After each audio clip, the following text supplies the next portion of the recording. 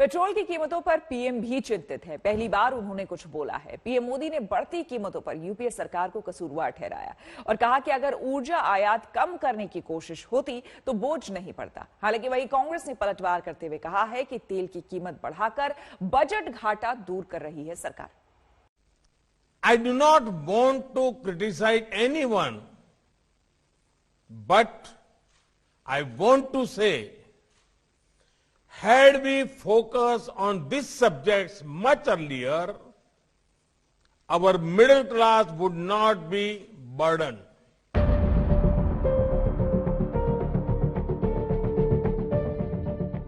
Petrol की कीमतों पर पीएम भी चिंतित हैं। पहली बार उन्होंने कुछ बोला है। ये सोचने के लिए कहा है कि भारत जैसे देश में तेल गैस के आयात पर निर्भरता कम करने पर पहले ध्यान क्यों नहीं दिया गया। पीएम ने खुद आंकड़े बताए कि भारत ने 2019-20 में अपनी घरेलू मांग पूरी करने के लिए 85% तेल आयात किया था, 53% गैस का आयात किया गया।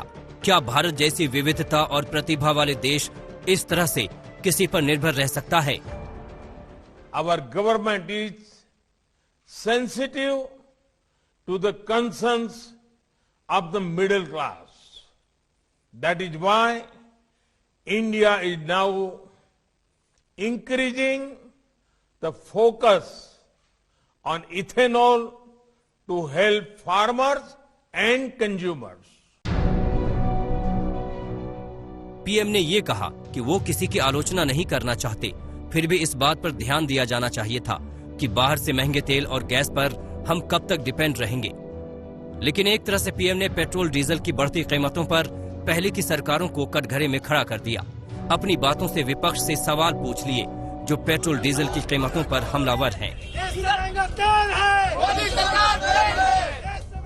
लेकिन ये राजनीति अब पीएम मोदी के बयान के बाद और भड़क सकती है। विपक्ष के पास मौका भी है क्योंकि पेट्रोल की कीमतों पर आग लगी है, लोग परेशान भी हैं। राजस्थान के श्री गंगानगर में तो नॉर्मल पेट्रोल भी 100 रुपए के पार पहुंच चुका है। अलवर में 97 रुपए में पेट्रोल बिक रहा है। दिल्ली में पेट्रोल 89 रुपए लीटर के पार हो चुका है। मुंबई में 96 रुपए लीटर पेट्रोल मिल रहा है। इस एनडीए भाजपा सरकार ने इस मुल्क का पूरी तरह से दिवालिया निकाल दिया है। बजट में जो वित्तीय घाटा है वो 18 लाख करोड़ रुपया है। सरकार ने पिछले साल 34 लाख करोड़ रुपया लगभग खर्चा था और इनको राजस्व सिर्फ 15 लाख करोड़ रुपया आया है। वो जो गैप है उसकी भरपाई करने के लिए ये लोगों के ऊपर दमनकारी पेट्रोल और डीजल की जो कीमतें हैं वो थोप रहे हैं। बड़ी हैरानी की बात है, जो कच्चा तेल लगभग 23 रुपए प्रति लीटर भारत सरकार को मिलता है, उसके ऊपर रिफाइनरी प्रोसेसिंग का दाम जोड़ दें तो वो करीब 27 रुपए पड़ता है। वो आज 90 रुपए देश के अंदर बेचा जा रहा है। 27 रुपए की चीज के ऊपर 60 रुपए से ज्यादा टैक्स लगा के 90 रुपए दिया जा रहा है। ये तो चोर बाजारी है, ये तो लूट है। पेट्रोल डीजल की कीमतें लोगों को चुभ रही हैं और सरकार के पास इस बात का कोई ठोस बचाव नहीं है कि आखिर पेट्रोल डीजल इतना महंगा क्यों है। दिल्ली के ही उदाहरण से समझिए कि 32 रुपए के बेस प्राइस वाले पेट्रोल पर करीब 33 रुपए की एक्साइज ड्यूटी और करीब 20 रुपए का वैट मिलाकर करीब 53 रुपए टैक्स वसूला जा रहा है और इससे पेट्रोल की कीमत 89 रुपए के पार पहुंच गई। इसके बीच ही कांग्रेस इस बात पर हमलावर है कि जब मनमोहन सरकार के दौरान 2014 में क्रूड का दाम $108 प्रति बैरल था तो पेट्रोल 71 रुपए 51 पैसे लीटर मिलता था। अब जब कच्चे तेल का दाम $61 प्रति बैरल है तो पेट्रोल सेंचुरी क्यों लगा रहा है? क्यों तेल के दाम कम नहीं किए जा रहे? ये बात भी सच है कि भारत में पेट्रोल पड़ोसी देशों से सबसे महंगा है और पेट्रोल डीजल की कीमतें सबको परेशान कर रही हैं। अब सवाल यह है कि प्रधानमंत्री ने जब ये कहा कि मध्यम वर्ग की चिंताओं के प्रति वो संवेदनशील है तो क्या सरकार कोई रास्ता निकालेगी? आज तक ब्यूरो। मध्य प्रदेश में कोरोना वैक्सीन के टीकाकरण को लेकर बड़ी लापरवाही सामने आई है। स्वास्थ्य विभाग ने बड़ी गलती पकड़ते हुए ऐसे करीब 1,37,000 कर्मचारियों की सूची तैयार की है, जिसमें एक ही मोबाइल नंबर कई सारे फ्रंटलाइन वर्कर्स और हेल्थ केयर वर्कर्स के आगे लिख दिए गए हैं। अब सरकार बोल रही है कि उसकी सतर्कता से गलती पकड़ी गई है, जबकि विपक्ष इसमें घोटाले का आरोप लगा रहा है। कोरोना योद्धाओं की टीम बहुत समर्पित है। मैं प्रदेश के सभी कोरोना योद्धाओं को प्रणाम करता हूं, जो अपनी जान जोखिम में डाल के दूसरों की जिंदगी बचाने के काम में लगे हुए हैं। कोरोना से डरने की जरूरत नहीं है। लक्षण प्रकट होते ही तत्काल हम अपना टेस्ट करवा लें। जिस राज्य का मुख्यमंत्री कोरोना होने पर इससे न डरने की सलाह देता हो, उसी राज्य के कोविड वैक्सीनेशन सेंटर पर सन्नाटा देखने को मिलता है। ये ग्वालियर का कोविड-19 वैक्सीनेशन सेंटर है, जहां नर्स और बाकी स्वास्थ्य कर्मचारी न तो मुख्यमंत्री का इंतजार कर रहे हैं और न ही स्वास्थ्य मंत्री का। अंदर का केंद्र किसी वीवीआईपी के लिए खाली नहीं रखा गया है, बल्कि मध्य प्रदेश के कोरोना वॉरियर्स का इंतजार हो रहा है, जिनको टीका लगना था लेकिन वो नहीं आए। सवाल है क्यों? आज कितने लोगों का वैक्सीनेशन होना था? 940 लोगों का आज वैक्सीनेशन होना था। और मतलब कितने आए हैं? मतलब अभी तक एक भी पेशेंट नहीं आया हमारे पास। ग्वालियर में 8 फरवरी को फ्रंटलाइन वर्कर्स को वैक्सीन लगनी थी, लेकिन उस दिन 940 फ्रंटलाइन वर्कर्स के मोबाइल एक ही पाए गए, जिसके कारण उन्हें वैक्सीन नहीं लग पाई और टीकाकरण कार्यक्रम प्रभावित हुआ।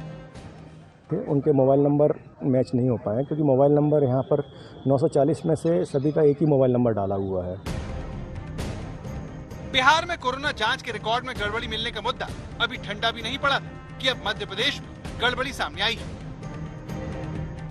दरअसल कोरोना टीकाकरण के लिए फ्रंटलाइन वर्कर्स और हेल्थ केयर वर्कर्स का जो डेटा तैयार किया जा रहा था, उसमें कई लोगों के नाम के सामने एक ही मोबाइल नंबर होने का मामला सामने आया है। वैक्सीन लगवाने वालों का डेटा जब तैयार किया जा रहा था, तो खुद स्वास्थ्य विभाग ने यह लापरवाही पकड़ी है। इस मामले में स्वास्थ्य विभाग ने सभी जिलों की सूची तैयार की, जिसके मुताबिक राज्य में टीका लगवाने वाले 1,37,000 से ज्यादा कर्मचारियों के मोबाइल नंबर का रिकॉर्ड एक जैसा पाया गया। इस तरह की गड़बड़ी इंदौर जिले में सबसे ज्यादा हुई, जहां 17,644 कर्मचारियों के रिपीट नंबर पाए गए। इसके बाद जबलपुर में 11,703 और भोपाल में 8,349 स्वास्थ्य कर्मचारियों के मोबाइल नंबर एक जैसे पाए गए। आज तक ने आगर मालवा जिले में ऐसे ही कर्मचारी को ढूंढ निकाला, जिसका नंबर कई लोगों ने इस्तेमाल किया। तो कोई जानकारी लगी कि आपके नाम से कई लोगों के नाम चढ़ गए टीके में, जो जिस तरह से वैक्सीन लगा? कोविड के अंतर्गत जो कर्मचारी कार्यरत थे, उनकी जानकारी चाहिए गई थी, और चूंकि मैं सैनिटेशन से संबद्ध हूँ, उसको दृष्टिगत रखते हुए यहाँ से जो जानकारी गई थी, उसमें मेरे नंबर कई जगह पे है। बाकी देश की तरह मध्य प्रदेश में भी जनवरी में कोरोना की पहली वैक्सीन धूमधाम से लगाई गई थी, लेकिन टीकाकरण अभियान की इस हकीकत ने सबको चौंका दिया है। कांग्रेस अब इसे फर्जीवाड़ा करार दे रही है। ये 1 लाख 1.5 लाख के करीब एक ही मोबाइल नंबर दिया हुआ है। ये फर्जीवाड़ा है बहुत बड़ा। दवाएं कोरोना की मिल नहीं रही है, वैक्सीन लोगों को लग नहीं रहा है। आखिर ये वैक्सीन आ रहा है, जा कर रहा है, कहा जा रहा है कि वैक्सीन पर्याप्त है। भाई हेल्थ वर्कर के बाद बाकी सबको भी वैक्सीन लग जाना चाहिए।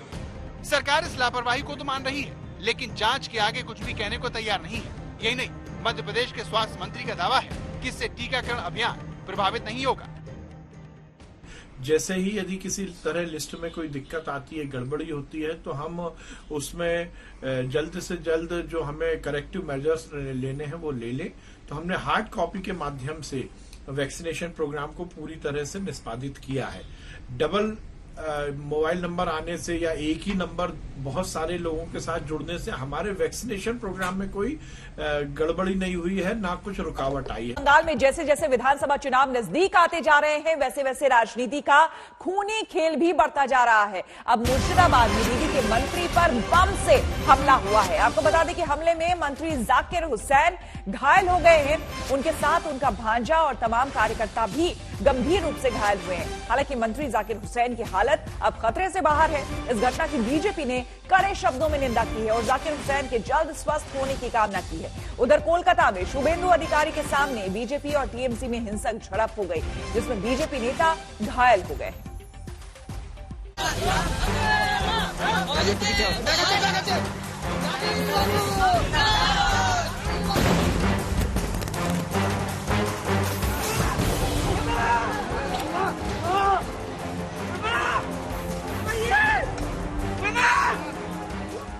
ये तस्वीरें बेहद दर्दनाक हैं। इन आवाजों को सुनकर आपके रोंगटे खड़े हो जाएंगे।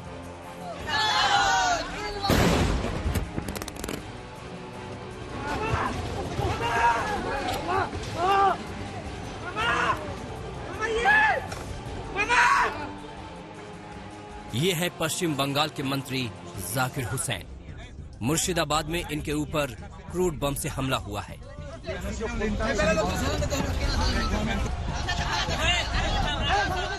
जाकिर हुसैन ट्रेन पकड़ने के लिए निमतिता रेलवे स्टेशन पर पहुंचे थे। उनके साथ उनका भांजा और तमाम समर्थक मौजूद थे। नारेबाजी करते हुए वे ट्रेन की तरफ बढ़ रहे थे, तभी जोरदार धमाका होता है। अचानक चारों तरफ अंधेरा फैल जाता है, चीख पुकार मच जाती है।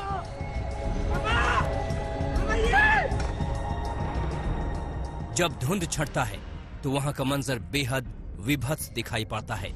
जमीन पर पड़े तड़पते लोग, किसी के हाथ में चोट है तो किसी के पैर में, तो कोई खड़े होने लायक नहीं रह गया है। तस्वीरें बेहद दर्दनाक हैं, इसीलिए हमने इन तस्वीरों को थोड़ा ब्लर किया है ताकि स्क्रीन पर आपको दिखा सकें।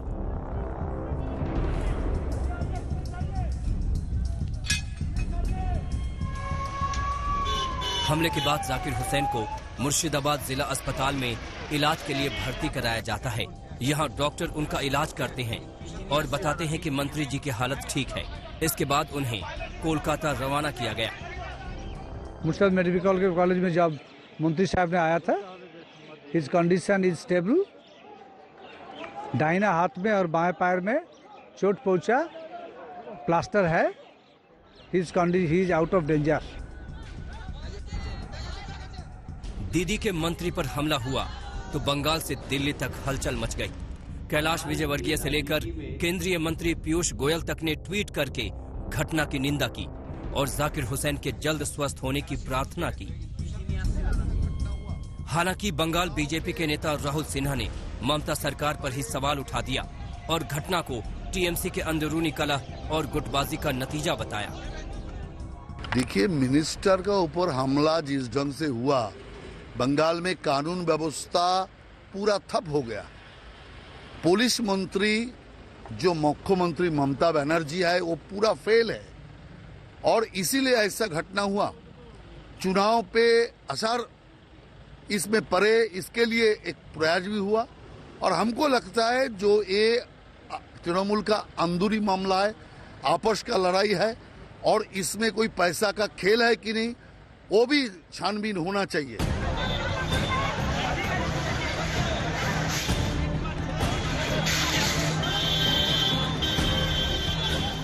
मुर्शिदाबाद में दीदी के मंत्री पर हमला हुआ तो कोलकाता में बीजेपी नेता शुभेंदु अधिकारी के सामने ही टीएमसी और बीजेपी कार्यकर्ताओं में जमकर झड़प हुई। दरअसल शुभेंदु अधिकारी अपने समर्थकों के साथ देर शाम पुलिस उपायुक्त के ऑफिस ज्ञापन देने जा रहे थे। जब काफिला फूल बागान मोड़ पर पहुंचा, उसी वक्त टीएमसी के कार्यकर्ता सड़कों पर आ गए और रास्ता रोककर नारेबाजी करने लगे। इसके जवाब में बीजेपी कार्यकर्ता भी सड़कों पर उतर गए। दोनों तरफ से जमकर लाठी डंडे और पत्थर चलने लगे।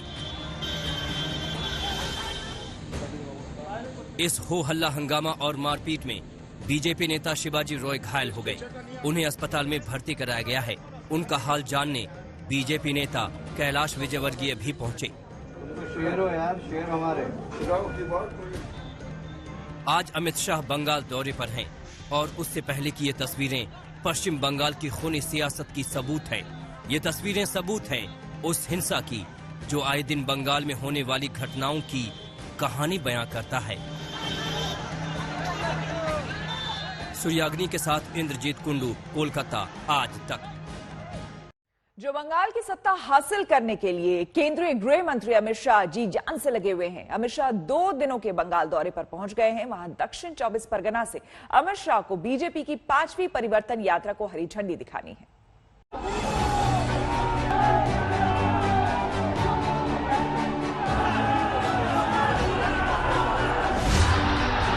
जय श्री राम, जय श्री राम।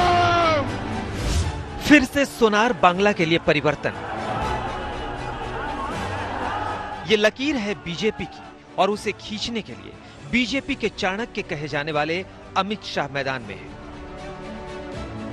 परिवर्तन यात्रा है सोनार बांग्ला बनाने की परिवर्तन यात्रा। बहुत मौका दे दिया ममता दीदी को, 10 साल तक शासन कराया, बंगाल का भला नहीं हुआ। बंगाल में बीजेपी की एक और परिवर्तन यात्रा लॉन्च करने के लिए को गृह मंत्री अमित शाह राज्य के दौरे पर है। दक्षिण 24 परगना के काक द्वीप से बीजेपी की 5वीं परिवर्तन यात्रा निकलने वाली है।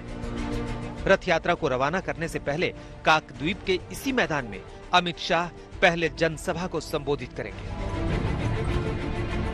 काक द्वीप का ये इंदिरा मैदान अमित शाह की उस रणनीति का गवाह बनने वाला है, उस संकल्प का साक्षी बनने वाला है जिसमें बंगाल में बीजेपी का कमल खिलाना है।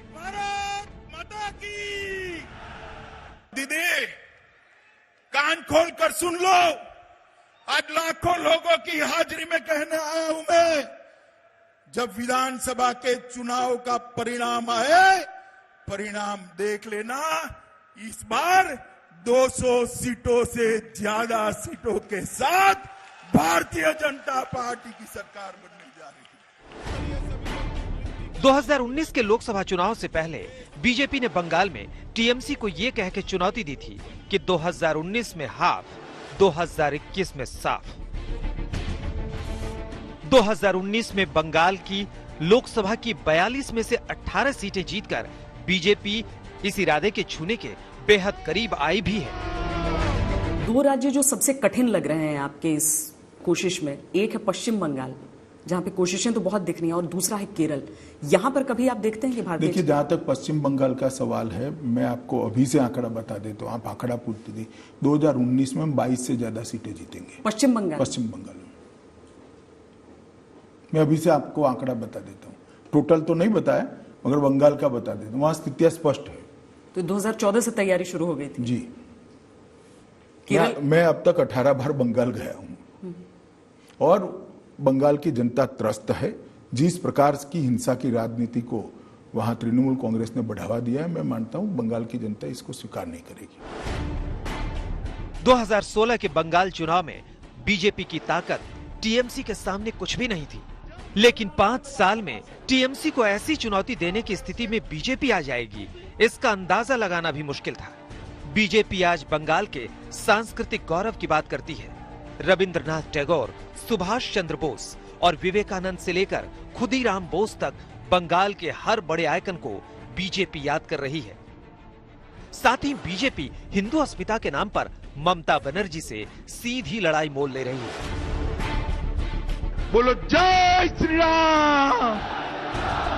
जिस जय श्री राम के नारे के बूते बीजेपी देश भर में 2 सीटों से 300 पार सीटों तक पहुंची है, बंगाल में वही नारा सबसे ज्यादा गूंज उठा है, क्योंकि ममता इसे सियासी बताकर पलटवार कर रही है। जय श्री राम मीन्स सीता एंड राम। जय श्री राम ये कोई इसको धार्मिक नारे के रूप में इंटरप्रेट करने का प्रयास जो तृणमूल कांग्रेस कर रही है वो गलत है। अगर ये धार्मिक नारा होता तो मैं बंगाल की जनता की नस नस को जानता हूं, कभी स्वीकृति ना आती। जय श्री राम प्रतीक है एपिसमेंट के खिलाफ, तुष्टीकरण के खिलाफ का। लेकिन हम जब फेस्टिवल करते हैं ये यूनिवर्सल होता है। Religion is personal and festival is universal.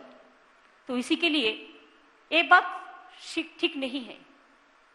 और जय श्री राम वो कहते हैं, हम तो जय सियाराम कहते हैं। जय सियाराम मीन्स सीता एंड राम। अब पहले तो देखो क्या कौन झूठा बोलता है, कौन सच बोलता है।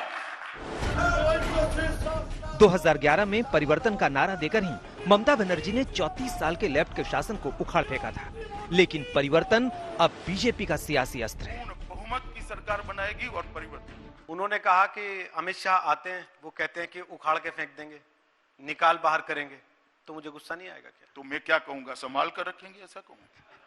मैं उखाड़ने ही आया हूं सरकार को भैया। यहाँ मेरी सरकार तभी आ सकती है जब ममता बनर्जी की सरकार को उखाड़ कर फेंक देते हैं। तो मैं ये कहूं, मैं ममता बनर्जी की सरकार को संभाल कर रखूंगा। क्यों कहूं? ठीक नहीं चल रही है दीदी आपकी सरकार, ये उखाड़ने जैसी। इसीलिए मैं कहता हूं बंगाल की जनता इस सरकार को उखाड़ कर फेंक दे एक बार। 18 फरवरी को अमित शाह जिस 5वीं परिवर्तन यात्रा को लॉन्च करेंगे, उसे मिलाकर ये सारी यात्राएं बंगाल के सभी 294 क्षेत्रों से होकर गुजर रही हैं। नादिया के नवद्वीप, बीरभूम के तारापीठ, झारग्राम और कूच बिहार के बाद 5वीं यात्रा काकद्वीप से निकलने वाली है। सूर्यानगी रॉय के साथ इंद्रजीत कुंडू, कोलकाता, आज।